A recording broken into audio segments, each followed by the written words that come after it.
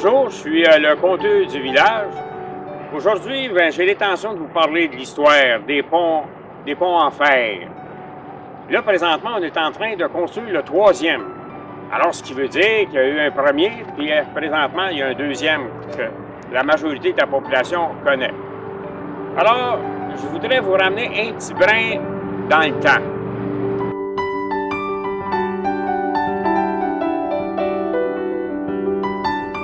Je veux vous dire que les premiers colons arrivés sur l'île, c'est une famille, évidemment, de Pierre Boileau, puis marié avec Madeleine Lahaye, avec 7 enfants, sont arrivés sur l'île vers 1735. Imaginez-vous le courage que ça a pris. Dites-vous que là, l'île Bizarre est toute en forêt, donc il faut abattre des arbres pour bâtir la maison, l'écurie, les tables. Avoir de l'espace pour le jardin pour pouvoir nourrir la marmoille. Et aussi, il faut avoir de la nourriture pour les animaux. Ce qui veut dire qu'il faut semer pour avoir du foin, avoir de l'avoine, et ainsi de suite. Je veux aussi vous dire qu'avec le temps, pour pouvoir communiquer entre l'île Bizarre et Sainte-Geneviève, on va avoir 2 bacs qui vont passer sa rivière des Prairies. Parce que le dimanche, évidemment, il faut aller à la messe, il va y avoir des baptêmes, il va y avoir des sépultures, toutes sortes de choses. Puis aussi, il faut se rendre à Sainte-Geneviève pour obtenir les soins du docteur. Puis aussi, de temps en temps, consulter le notaire quand on a des actes, des contrats à passer. Avec le temps, la population va augmenter, ce qui fait que les besoins vont être de plus en plus importants pour pouvoir traverser d'une rive à l'autre. Un bon jour, il va arriver le curé Jean-Baptiste Proux-dit-Clément. Il va être dans la paroisse de 1886 à 1888. Depuis quelque temps, les gens sur l'île de l'île Bizarre, ça discute bien fort parce que là, ils voudraient bien avoir un pont. Mais ça coûte cher.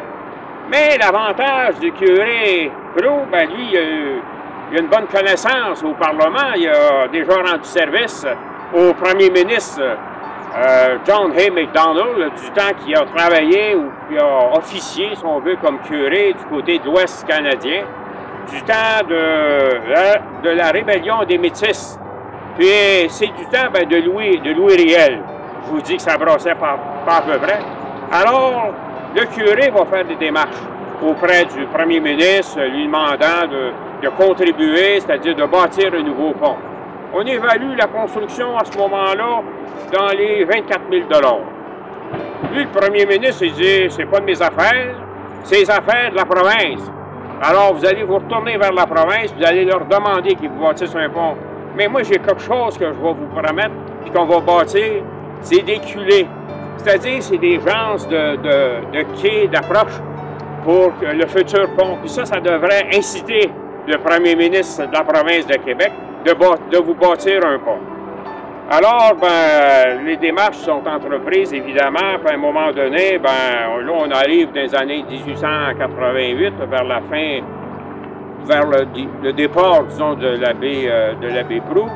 Et là, il va y avoir le maire, Sévère Martin, qui va réunir son corps de conseil de la corporation, puis qui va envoyer 2 requêtes.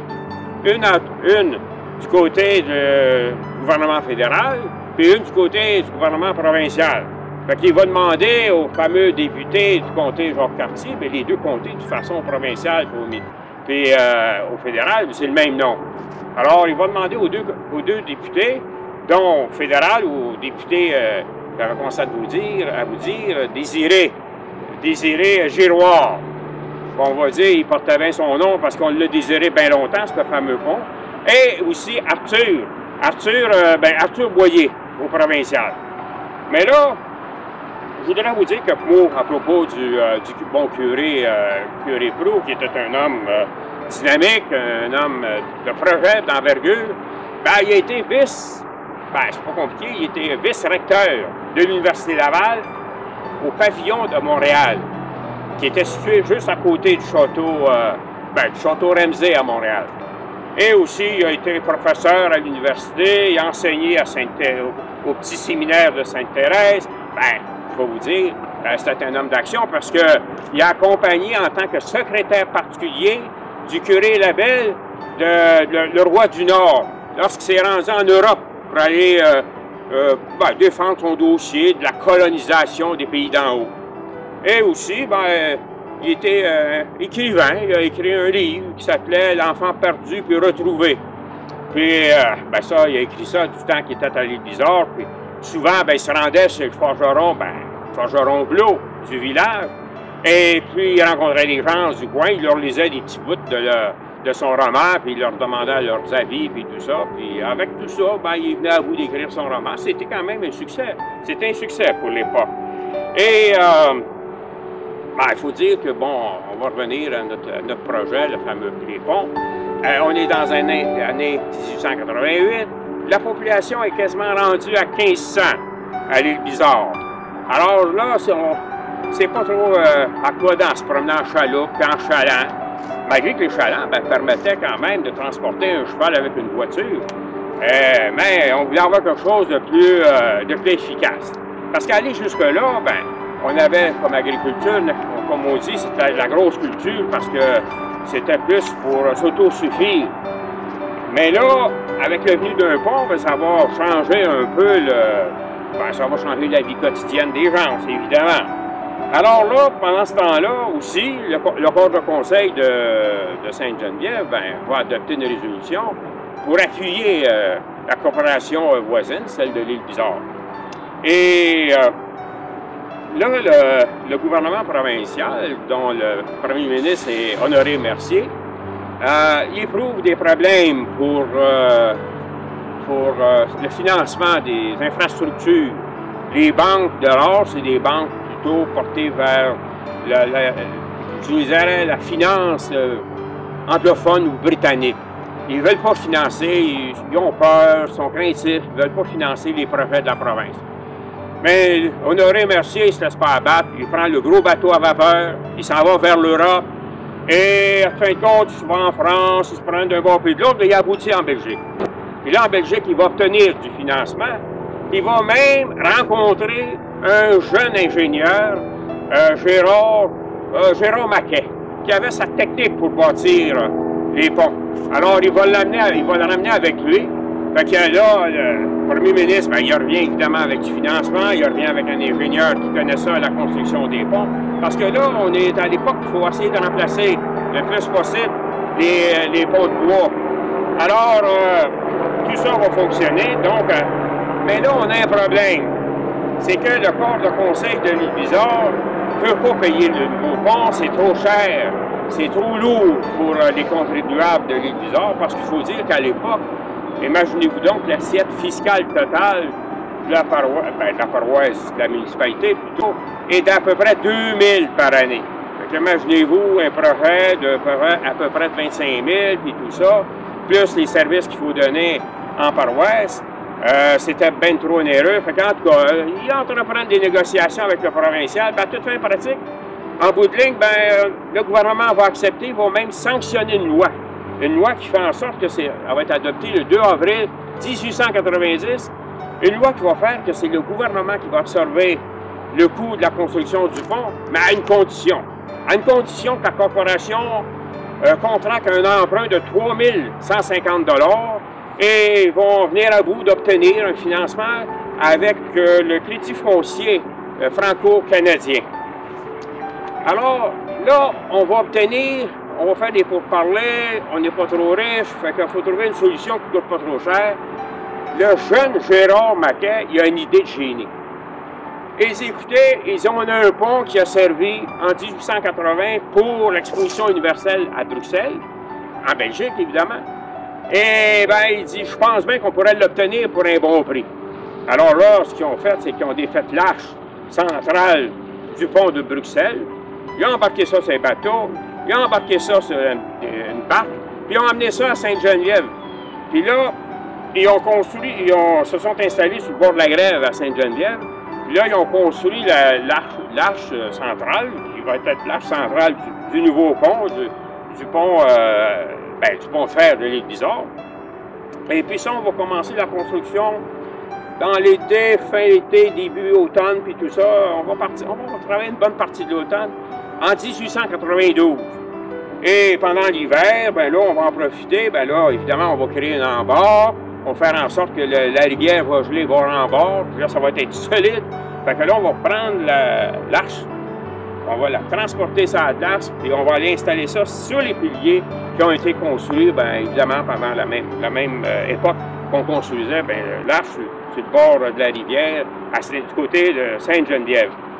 Alors, le 7 mars 1893, le maire d'alors, Napoléon Boileau, un de ceux qui a construit la belle église de l'île Bizarre, qui est encore en place aujourd'hui, il va faire une réunion chez, c'est pas bien compliqué, chez Napoléon Boivin.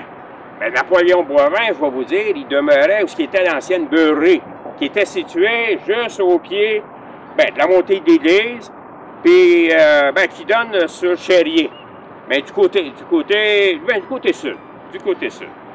Et là, on va adopter la fameuse résolution pour les emprunts, puis la répartition des montants, puis là, on finalise en fin de compte les détails du projet. Et puis, c'est devant le secrétaire trésorier qui est Godefroy Boileau, qui, lui, est notaire à Sainte-Geneviève. Mais là, on va demander au notaire, Joseph Adolphe Choret, de faire l'acte notarié pour la répartition des montants entre les intervenants, gouvernement, corporation, pour que tout soit bien légal. Alors, en fin de compte, tout va être résolu, puis je vais vous dire, le pont va ouvrir, la fin de construction fait en sorte qu'on va ouvrir le pont au mois de mai de la même année, en 1893. Alors, à ce moment-là, les bénéfices de l'avenue du pont, là, on va pouvoir cultiver des légumes, transporter nos fruits, on va avoir une belle voie pour se rendre au marché, Bonsecours, marché Jacques Cartier à Montréal. Là, on va avoir des maraîchers, puis on a un avantage chez nous, c'est que là, on bénéficie du micro-climat. Ce qui fait qu'on arrive les premiers à Montréal avec nos produits. Alors, je peux vous dire que c'est le jeu de l'offre et de la demande, ce qui fait qu'on obtient des meilleurs prix. Alors, c'est bien intéressant tout ça. Mais il y a une chose qu'il faut respecter. Le pont, évidemment, c'était un pont non payant. Ça, c'était dans la résolution qui avait été adoptée préalablement par le gouvernement. Et aussi, il y avait eu un petit amendement qu'on avait apporté parce qu'on ne se fiait pas trop aux gens de l'île Bizarre. On avait peur qu'ils fassent de la vitesse, fait qu'on disait, écoutez, il faut que vos chevaux circulent au pas, sinon vous allez payer entre 2 ou 20 $ d'amende. Je vous dis qu'on l'a eu, notre pont. Alors, on arrive en 1904, là on fait une représentation au gouvernement provincial parce que là, on a bien des réparations à faire sur le pont. Il faut refaire le tablier, et là on va le faire en épinette rouge. On espère que ça va être résistant pour un bon bout. C'est le forgeron Aldéric Théoret, aidé du maître maçon Stanislas Cardinal, qui va remplacer les ferments manquants au pont. Et 2 ans plus tard, là, on va repeindre le pont. Parce que là, il y a eu de la rouille, ça fait quand même quelques années que le pont est construit. Ça va être un coût de 250 $ pour plus la peinture. Mais là, le nouveau député fédéral du comté, Jacques Cartier, qui habite l'île Bizarre, c'est Frédéric Monk. Il va faire un don personnel pour aider la corporation à absorber les coûts. Et là, on disait tout le temps que M. Monk, c'était le seigneur de l'île, parce qu'il avait marié une des descendantes du dernier seigneur officiel de la seigneurie de l'île Bizarre, qui était Comte Séraphin Chérier, qui avait hérité de la seigneurie de Denis Benjamin Vigée. On va arrêter là notre histoire à propos de la seigneurie. Mais là, je vous amène en 1912-1913, et on revient encore, on réitère les gens de faire attention, de ne pas circuler trop rapidement avec les chevaux sur le pont, parce que ça brasse, et puis il y a quelques voitures qui commencent à arriver, puis il n'y en a pas pour la peine, là, il y en a juste quelques-unes. Mais là, il faut faire attention, parce que le pont, lorsqu'il a été construit, il avait été construit pour les véhicules, les voitures hippomobiles, et avec un maximum d'une charge de 10 tonnes. Alors là, avec les véhicules moteurs, ben, c'est sûr que ça change un peu la donne. Alors là, en 1913, imaginez-vous à peu près une dizaine d'années, plus loin, ben là, ben, il faut refaire encore la fameux tablier. Mais cette fois-là, on prend les grands moyens. On n'hésite pas. On fait venir du pain rouge de la Colombie-Britannique. Ils vont arriver ben, à la gare de Beaconsfield parce qu'on a fait venir ça par train. Et puis là, ben, malheureusement, ben, il faut fermer le pont pendant tous ces travaux-là. À chaque fois, évidemment, qu'on fait des travaux majeurs, ben, il faut pas oublier, on ferme le pont, les gens sont pas contents, ça fait de la brouille, ça va de soi.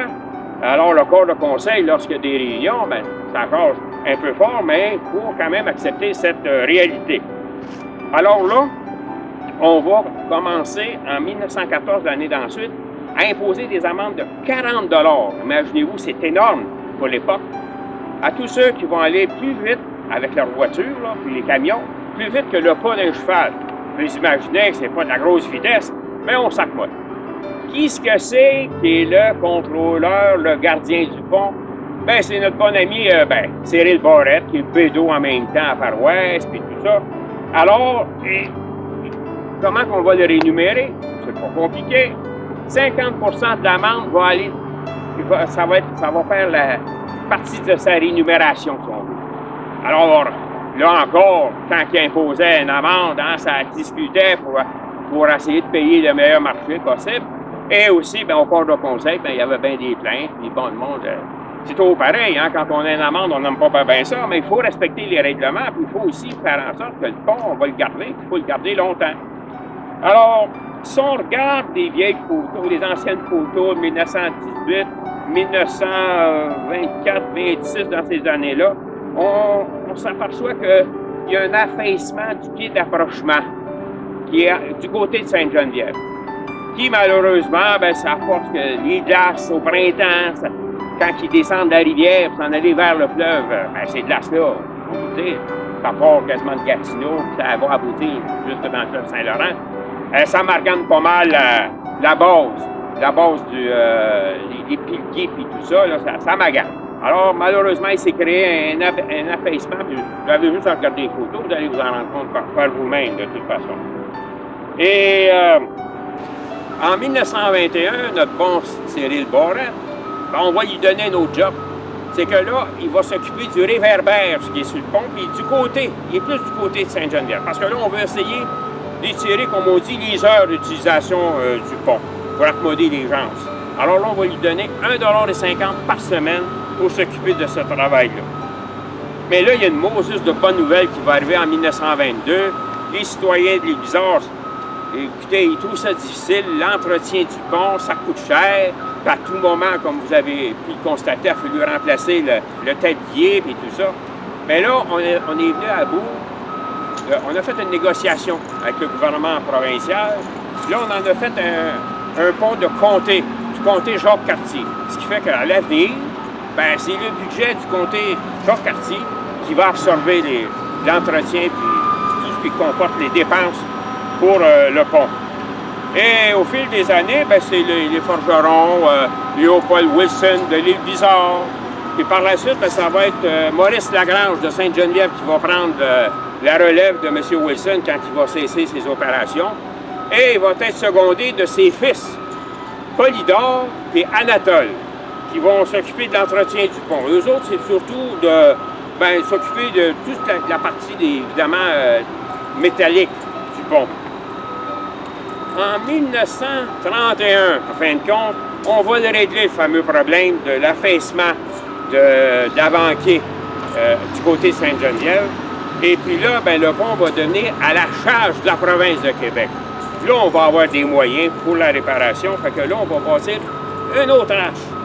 Alors, on va avoir l'arche centrale, on va avoir une arche aussi du côté de Sainte-Geneviève, ce qui fait que le pont va être beaucoup plus solide.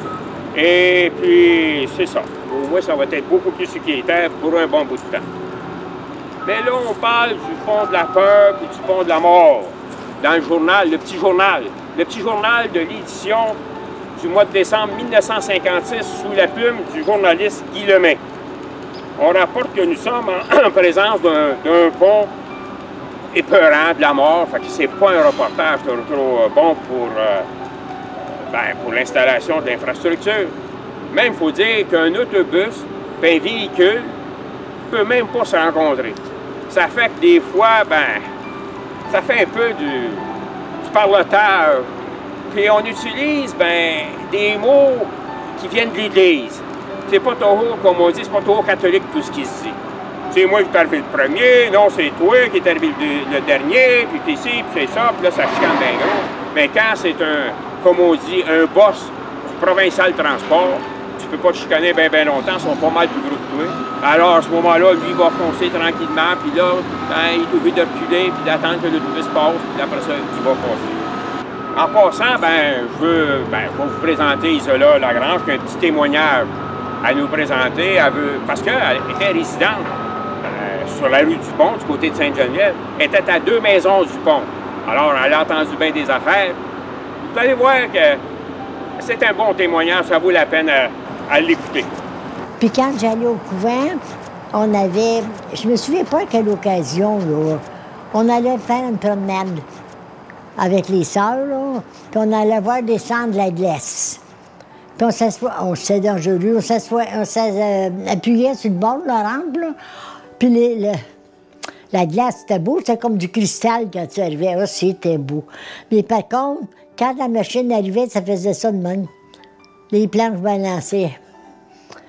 Puis nous autres, moi, ça me dérangeait pas maintenant, là, parce que j'étais habituée. Mais quand on était jeunes, on avait des cousins aux États-Unis, puis des cousins en Abitibi. Ça fait que quand c'était le temps de juillet, le temps de la fête américaine, là, ils s'en venaient tous chez nous.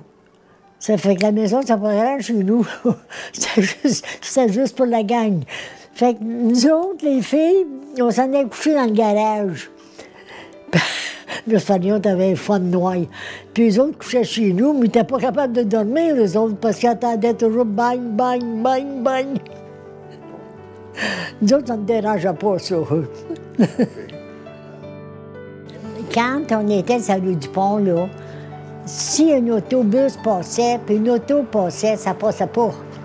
Il fallait que l'autobus s'arrête ou l'autre arrête. Tu ne passais pas deux sur le pont.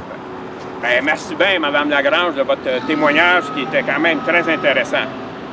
En septembre 1962, le pont est chambranlant, de plus en plus.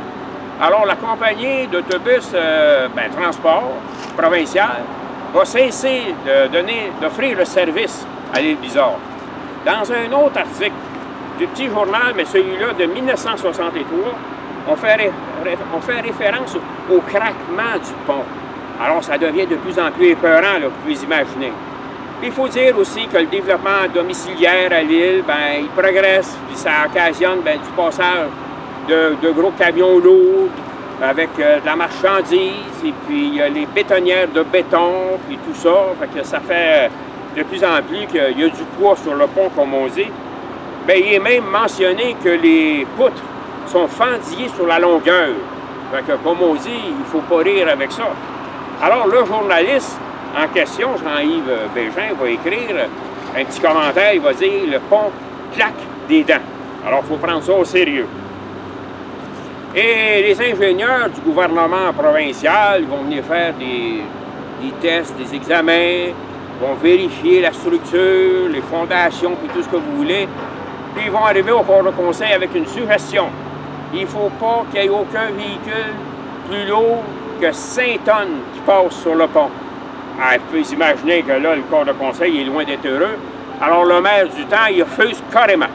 Il dit, il n'y en a pas question, là, ils écoutaient. Et il dit, là, ils vont avoir un problème, plus d'autobus scolaires. On ne pourra même plus passer avec les camions-citernes pour l'huile à chauffage, imaginez-vous donc. Alors, tout ça, ça se passe en 1964. Et comme je vous disais, comme je vous dis, le maire, Édouard Gaucher, il n'est pas bien content. Fait que là, il va mettre de la pression sur le gouvernement pour que le pont qui est en construction, le deuxième pont, que les travaux accélèrent pour qu'on puisse, évidemment, et résoudre ce fameux problème de circulation entre L'Île-Bizarre et Sainte-Geneviève. Il faut dire que pour l'avenue du deuxième pont, bien, il y avait eu de la pression de la part de gens d'importance, dont le réputé criminaliste Raymond Daou. Il y avait aussi Lucien Saunier, qui était, bien, je vais vous dire, c'était des gens qui habitaient les maisons secondaires à L'Île-Bizarre. Alors, Lucien Saunier, bien, il se trouve être le président du comité exécutif de la Ville de Montréal, puis on est à la veille de l'Expo 1967. Alors, finalement, bien, le pont va être construit, va être terminé en novembre 1966. Puis on dit que ça aurait coûté des alentours de 700 000 $, selon un journal de Saint-Hyacinthe.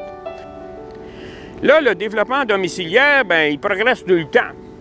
Il va arriver, évidemment, le gros projet de Robert Campeau. Et puis là, bien, il y a de plus en plus de maisons, de plus en plus d'habitants, donc de plus en plus d'automobiles qui passent sur le Pont-Neuf. Là aussi, on commence à avoir des petits problèmes avec le temps. Alors, ce qui fait qu'à un moment donné, on va commencer à jongler une idée pour avoir une troisième voie. Ce qu'on va faire, c'est qu'on va prendre le trottoir, puis on va le mettre en porte-à-faux, ce qui va libérer de l'espace pour une voie centrale. Donc, on va avoir une voie qui va être réversible, ce qui fait que le matin, aux heures de pointe, on va nous amener à Sainte-Geneviève, puis le soir, bien, on va nous amener de l'autre bord, c'est-à-dire du côté de L'Île-Bizarre. Mais il faut que je vous dise quelque chose avant de l'oublier. Quand on a construit le fameux pont qu'on a ouvert en 1966, on avait prévu une voie surélevée pour passer par-dessus le boulevard Gouin, du côté de Sainte-Geneviève, pour se rendre directement au boulevard Pierrefonds.